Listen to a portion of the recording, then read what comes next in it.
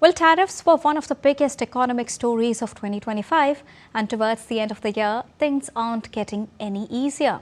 As of this week, China has levied tariffs on European Union dairy products. Lars Holte is with Deutsche Welle and joins me from Berlin. Good afternoon, Lars. What is the latest on that?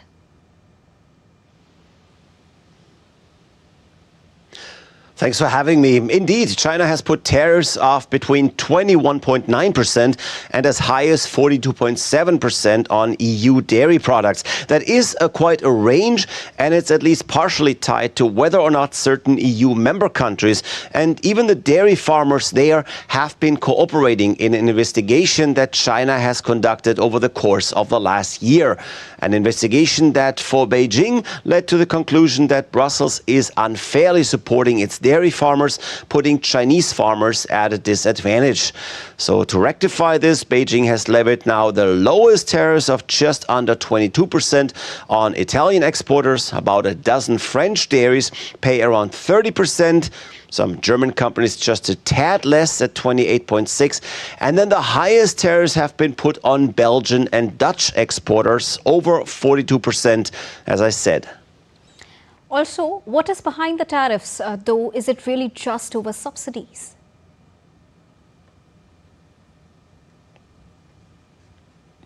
No, it is most certainly not. In fact, trade relations between the EU and China have worsened, as have trade relations around the world. And much of that, of course, has to do with the erratic trade policy we've seen coming out of the White House, where US President Trump has basically uprooted decades worth of trade deals and agreements, levied rather random tariffs on other countries, and played competing nations against each other in a way that has led to a trade escalation worldwide. So now looking at China and the EU, Brussels has started an investigation into Chinese subsidies for electric cars back in 2023 already, actually.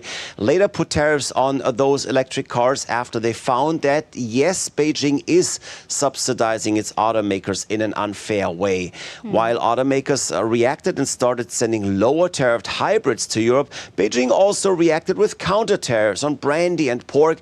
And now, as a last step, dairy. This latest escalation will have a huge impact, as the EU is China's second largest dairy supplier after New Zealand. Also, thank you so much, Lars, for joining us and getting us the latest on this developing situation.